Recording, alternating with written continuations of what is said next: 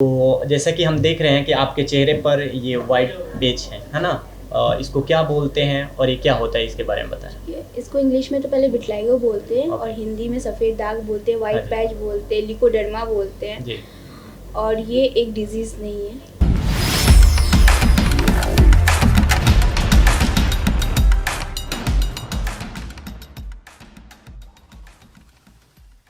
मैं बिट्टू कुमार सिंह और आप देख रहे हैं गंगा वेब्स।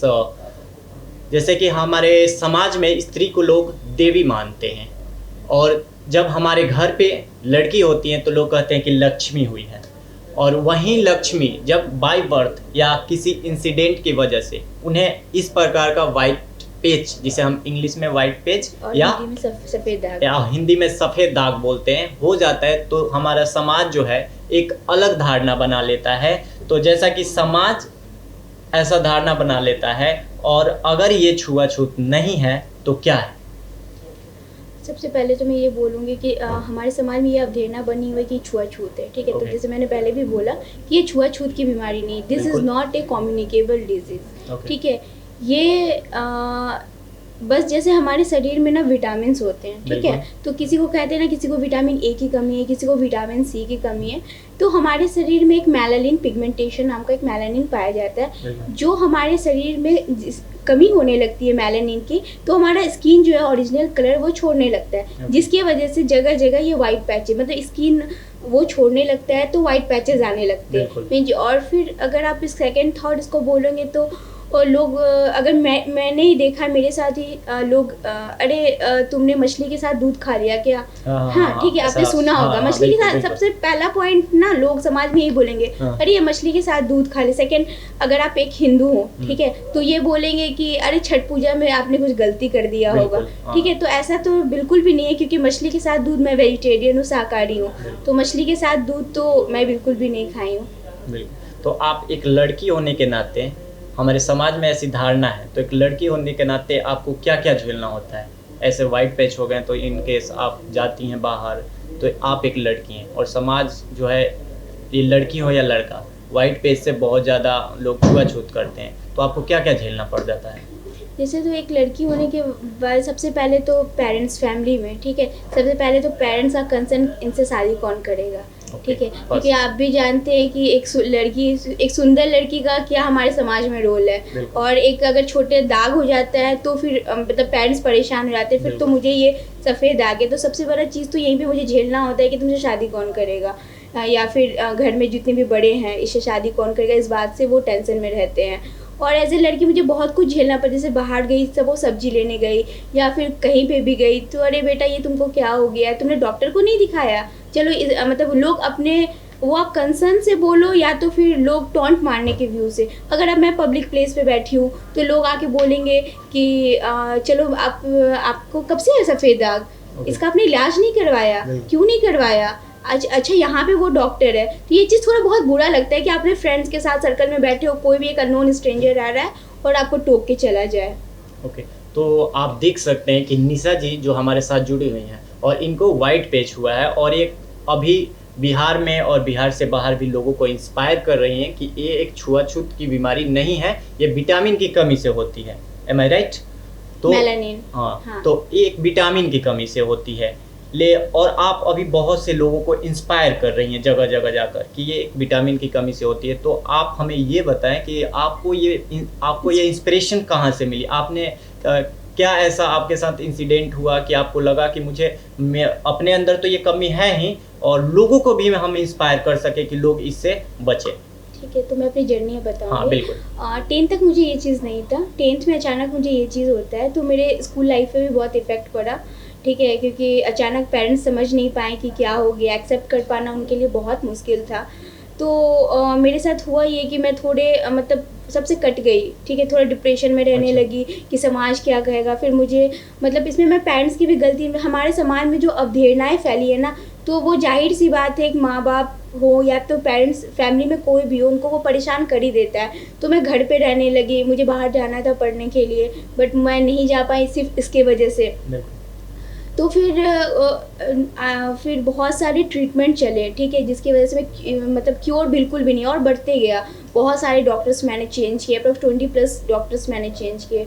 और मैं बस अगर आप बोलो तो ना मैं कॉलेज कर पाई। सबसे पहला तो इफेक्ट मेरे स्टडी लाइफ पे पड़ा, क्योंकि मुझे बाहर नहीं जाने दिया जाता था, ठीक है, कि समाज क्या कहेगा, लोग क्या तो ये आपको कहेंगे। बाय बर्थ था? जी नहीं, 10th क्लास से। 10th क्लास हाँ से। जी। हाँ। तो लोग क्या कहेगा, समाज क्या कहेगा, तो मैंने इस चीज़ को फिर घर में रहने, क्योंकि मम्मी दैट टाइम बच्चा इतना स्टेबल नहीं होता है जो वो खुद सोच सके।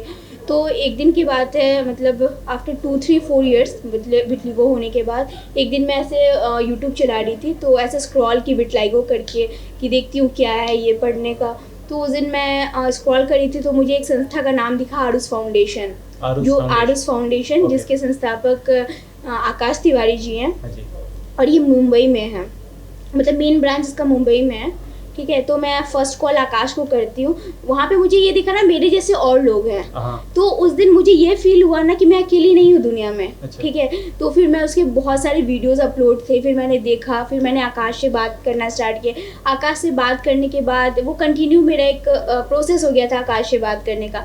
तो आकाश से बात करने के बाद मुझे ये चीज़ तो समझ में आ गया कि जो अवधारणाएं समाज में बनी वैसा कुछ भी नहीं है, और मैं खुद को बहुत क्या बोलूँ, बहुत लाचार बेचार ऐसे समझती थी कि अरे मुझे क्या हो गया, मैं समझ नहीं, हाँ डिमोटिवेट हो गई थी कि मेरा कैरियर क्या है, कौन मेरे से शादी करेगा, जैसे माँ बाप बोलते थे, क्योंकि वो सुनते आई थी। तो फिर मैं बहुत डिमोटिवेट हो गई थी। जब मैंने आकाश से बात किया, फिर आकाश से ऑलरेडी बहुत सारे लोग जुड़े हुए थे, तो बात करने के क्रम में जब मैंने देखा तो मुझे वो यहाँ से बहुत मोटिवेशन आया। तो ये सब देखने के बाद ना मैंने एक दिन खुद से प्रॉमिस किया, बस बहुत हो गया, अब अपने जैसे लोगों के लिए ये आप इंस्पिरेशन मुझे बनना है, ठीक है। और खास करके ना आप एक चीज़ नोटिस करोगे, इंडिया में बहुत सारी जगह में ये चीज़ है, बट हमारे बिहार में, ठीक है, ये बहुत ज़्यादा है। इनफैक्ट पटना जैसे अच्छी सिटी, जो कि ये राजधानी है पटना, यहाँ मुझे झेलना पड़ता है, फिर गाँव घर का सोचो आप हाल क्या होगा, ठीक है। तो मैंने उस दिन खुद से प्रॉमिस किया कि नहीं, मुझे अब अपने जैसे लोगों के लिए स्टैंड लेना है, बहुत हो गया रोना, वहाँ से इंस्पिरेशन मिला मुझे, बहुत हो गया रोना। फिर मैंने आकाश से बात किया।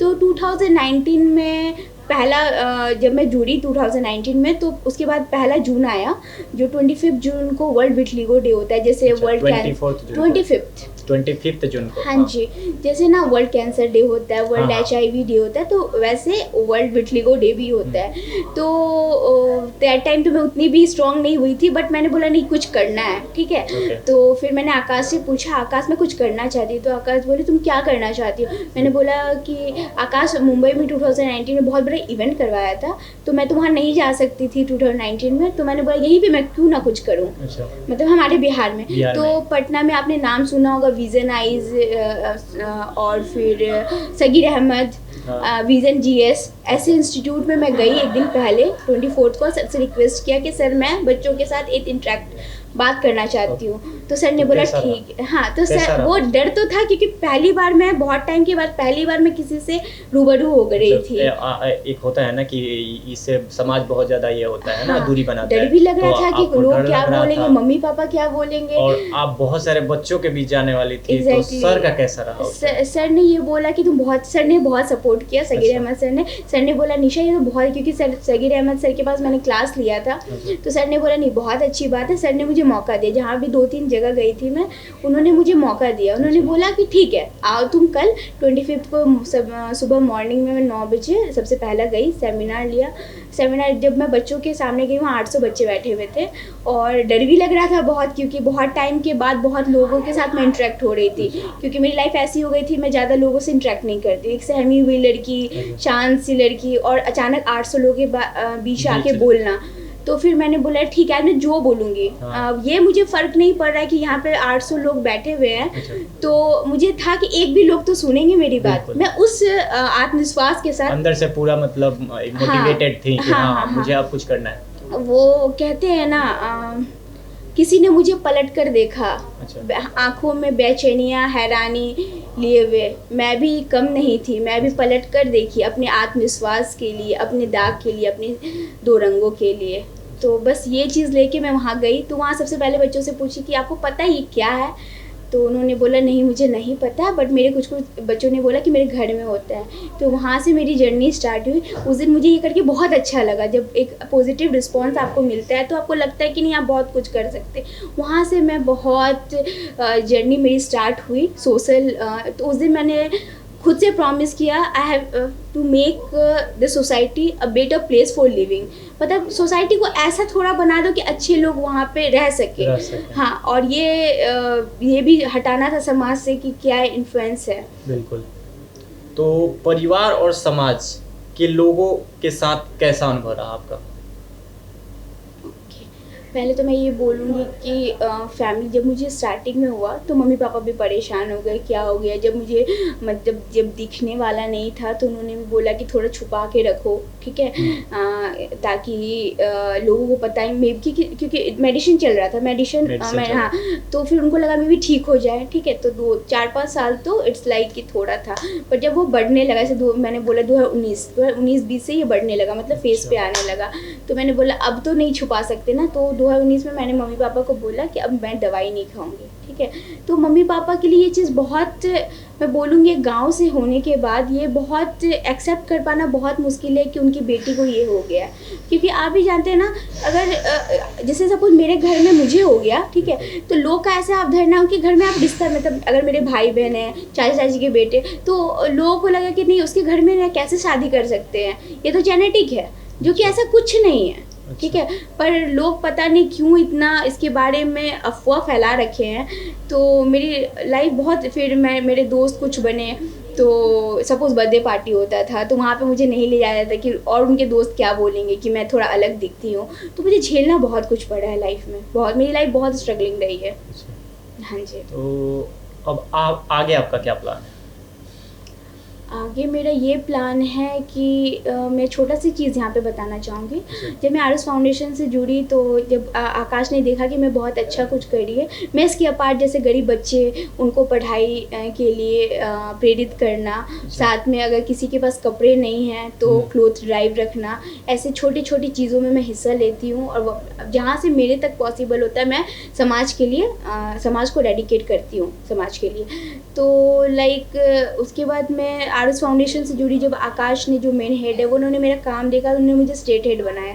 पर निशा तुम बिहार को देखो, बिहार से जितने लोग आते हैं, तो बिहार से एक नीलम दी हैं जो सबसे पहला केस हुआ था, नीलम दीदी का मुझे याद है, वो गोपालगंज की थी। वो अपने बच्चे को लेके सुसाइड करने जा रही थी, ठीक है, ये पैचेस की वजह से। उनके बच्चे को था? नहीं, उनको था। अच्छा। उनके हस्बैंड नहीं थे। अच्छा।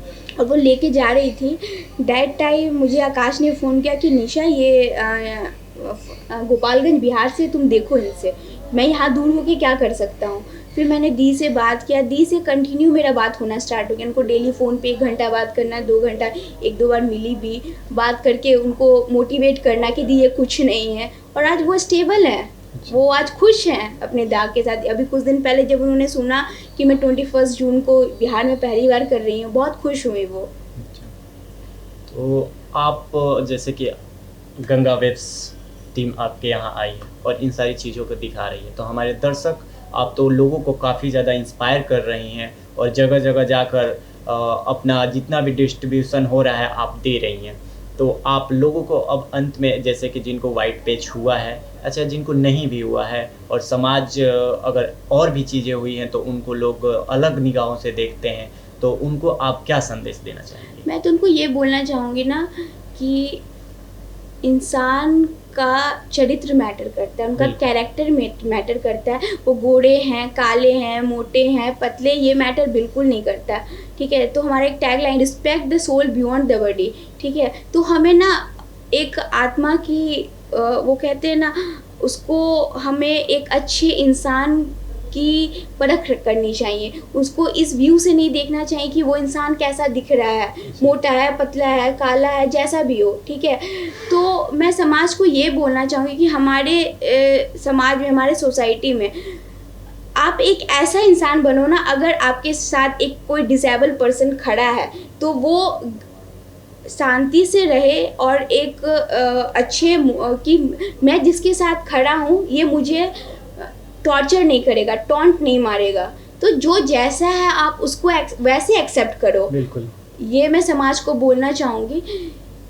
तो सबसे पहले तो आपको सलाम गंगा वेब्स टीम की तरफ से कि आप लोगों के बीच जाकर इंस्पायर कर रही हैं। एक ऐसी चीज़ें हैं कि अगर खुद को हो जाए तो खुद को मोटिवेट करना बहुत बड़ी बात हो जाती है, तो आप लोगों के बीच जा रही हैं और लोगों को मोटिवेट कर रही हैं। और मैं आप सभी दर्शकों को यही कहना चाहूँगा कि अगर इंसान अच्छा है, उसका कैरेक्टर अच्छा है और उनको अगर सफ़ेद दाग हैं तो कहते हैं ना कि दाग है तो क्या, वो इंसान अच्छा है तो फिर दाग वो अच्छे कहते हैं ना हैं। कुछ दाग अच्छे हैं, दाग तो चांद में भी हैं। बिल्कुल। तो क्या प्राकृतिक में, हमारे प्राकृतिक में ही आप देख लो, अगर गाय है, कुत्ता है, तो उनको दो रंग होते हैं, कुछ होते हैं ना